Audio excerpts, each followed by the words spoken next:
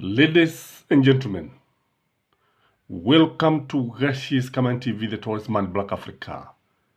Unconfirmed reports indicated that Wafula Chebukati was evacuated to a German hospital after he fell ill. Ikasemekana ya kwamba alikibizwa katika hospitali moja ya Kijerumani. This was tweeted by many leaders including Robert Alai, the famous MCA of Nairobi County Assembly. And what shocked me is the reaction of Kenyans. What shocked me is that Kenyans were literally celebrating that he was sick, and some of them wished him death.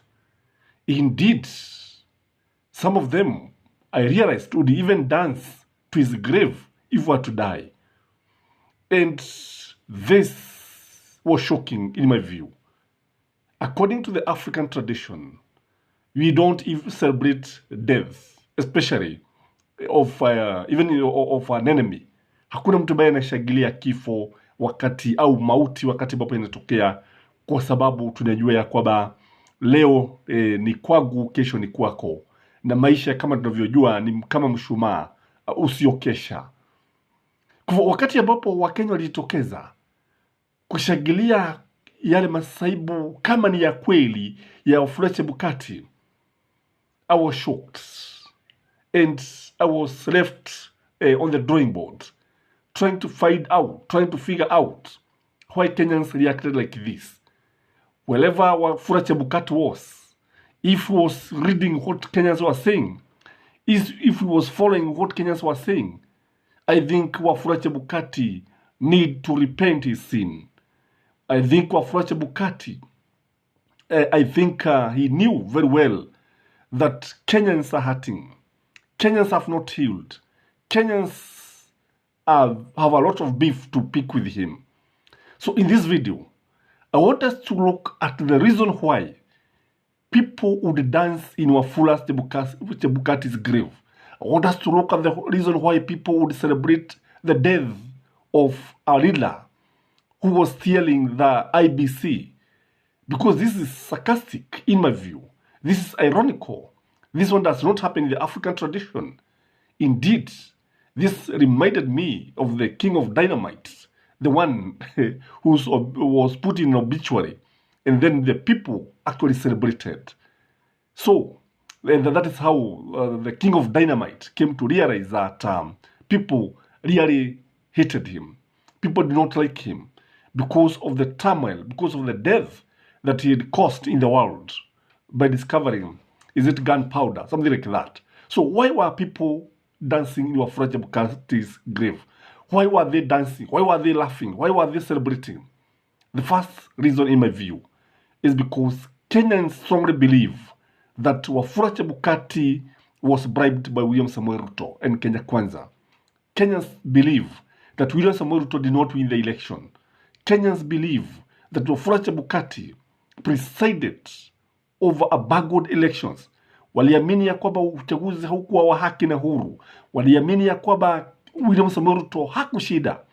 Kwa hivyo alipokea hogo. Hivyo ndivyo watu wanaamini. And you remember that Raila Amolo Odinga said that Wafula Chebukati had visited him at night. He had visited him at his house. Maybe he wanted him to give some money. I don't know. Maybe Raila said he is going to state why Wafula had visited him. And if these allegations are anything to go by, then Kenyans have the right to be annoyed. The second reason why Kenyans were celebrating his misfortune is because Kenyans strongly believe that Raila Amolo Odinga won the election. So their love for Raila Amolo Odinga is on another level. And if there's one person who has a big following, if there's one person who has disciples, if there's one person who have real followers, it is Raila Amolo Odinga. I believe the most exciting Kenyan politician is Raila Amolo Odinga. The most exciting political animal to study is a political animal. It is Raila Amolo Odinga. the person who is loved by Kenyans with passion, the person ambaye anapendwa na watoto. Nafikiri hata ukiuliza watoto wa shule za chekechea waulize rais wa Kenya ni nani, wengi hawajui kama ni William Samoei Ruto, wengi wanasema ni Raila Amolo Odinga. Hata katika baadhi ya mataifa nje watakwambia hivi, wanafikiria kwamba Raila Amolo Odinga ndiye rais wa Jamhuri ya Kenya. Kwa hivyo kule kumpenda na kujua ya kwamba sasa alikuwa ameshinda uchaguzi na yale matokeo yakabatilishwa ni kitu kimoja ambacho kinafanya watu washangilie kwa vigelegele na vifijo kusikia kwamba Wafula Chebukati kapatwa na dwele, kapatwa na masaibu. And the other reason why the people are celebrating is because people feel that karma is real. So the chicken have come home to roost. Now, if you know very well that this has also been this debate of Kivito, who baggled the election, 2007 elections, who saw the victory of Raila Amolo Odinga, and now he died a miserable death.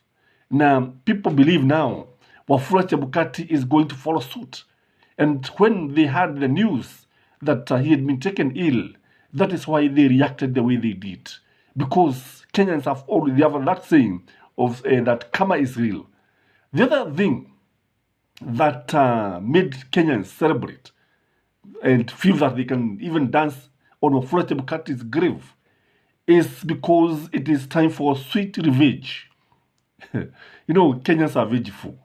Watu hulipizia kisasi. Na ukimkosea mtu, wakati ambapo wewe utakuwa na masaibu, wakati ambapo utapatwa na matatizo, basi yule mtu ataona kana kwamba nature is taking its course. Like somebody, a supreme being is revenging on their behalf. So Kenyans strongly believe one day Wafula Chebukati will pay. Kenyans strongly believe siku moja atalipa kutokana na yale ambayo aliyafanyia. Indeed, there is a feeling among Raila Amolo Odinga supporters kwamba hakuna mtu ambaye anamkosea au anamfanyia madhambi au kumwibia kura Raila Amolo Odinga kisha akaenda scot free. Hilo ni jambo ambalo halijawahi kuonekana. Hivyo ndivyo watu wanaamini, na huwa wanatoa mara kwa mara aghalabu ule yale masaibu na kile kifo cha mwenda zake Chesoni. Na kile ambacho tunaweza tukasema ni kwamba kutokana na vile ambavyo watu walijitokeza na kuanza kuzungumza, the way they reacted, it tells you that Azimio supporters are still very bitter. They are very, very bitter. Because we know that there's never been electoral justice in this country. The only time that Kenyans had free and fair elections is 2002. The only time, because you know what happened is that during that time, Raila Amolo Odinga and Mwai Kibaki, Kijana Wamalwa, Charity Giro, na wengine waliungana pamoja, so ikawa vigumu sana kwa KANU kuiba kura. It became very, very hard, almost impossible. And what happened is that because you see, watu wanamka asubuhi na mapema, mtu anatumia pesa nyingi sana katika kampeni, mtu kisha baada ya watu kupiga kura, baada ya watu kujitokeza asubuhi na mapema, baada ya kumpigia Raila Amolo debe na kujua kwamba kweli ameshinda na dalili zote zinaonyesha kwamba alikuwa ameshinda. Even the exit poll indicated that Raila Amolo Odinga won the election. That is the truth of the matter. The exit poll is that poll that is carried out to people after voting.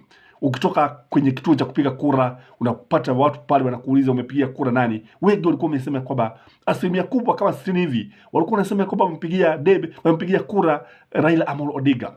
So you can understand why people are bitter. You can understand why people would celebrate the death of a Kenyan, because they are very, very bitter. Wengi wanaamini ya kwamba Raila Amolo Odinga lazima siku moja atakuwa rais wa Jamhuri ya Kenya. Na igawa time is not on his side, kutokana na vile ambavyo tunaona matukio yakiendelea, tunajua wazi kwamba hayawi huwa, na wakati ambapo unamkosea mwenzako, nafikiri hili linafaa kuwa funzo kwa watu ambao wanapewa nyadhifa. They are trusted with offices, they are trusted with the responsibilities of ensuring that the country or justice prevail. And I believe if this thing was also to happen to Mother Koome, the president of the Supreme Court, I believe Kenyans would react the same. I've been looking at the way people have been talking about the health of the president, because people have been questioning about this issue. And you see that people, they have a belief, it's like waonekana wanaona kwamba kama kutakuwa na hali ya kulipizia kisasi. There's that feeling.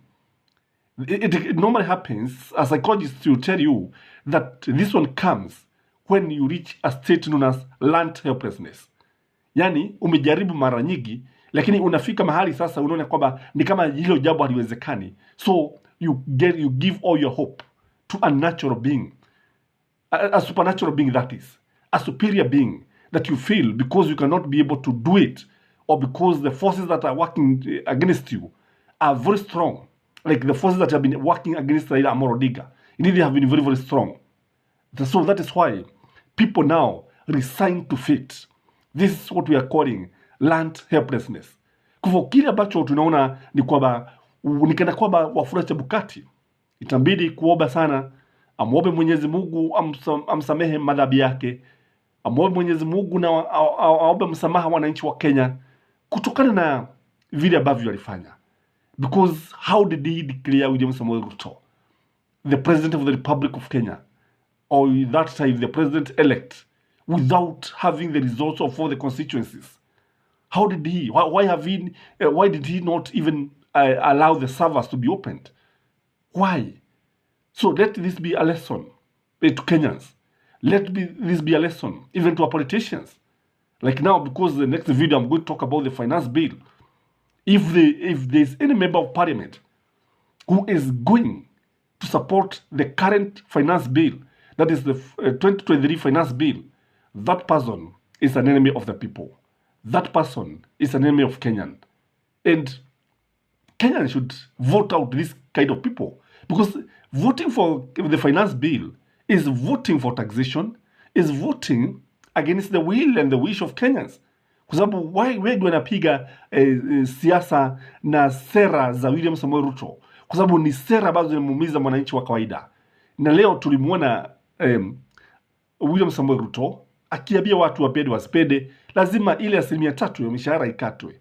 In a democracy, I believe it was there's a better way of approaching this issue, because Kenyans don't want. Why should you force people to have houses? Some of them own houses.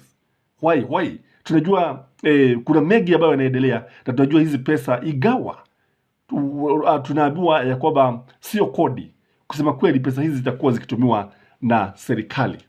I don't know what you think, but if you ask me, Wafula Chebukati need to pray and pray hard. This is your host, Gachie Skyman, the tallest man in Black Africa. Kindly remember to like this video, subscribe if you have never subscribed, support us where you can, and may you have a blessed day. Bye-bye.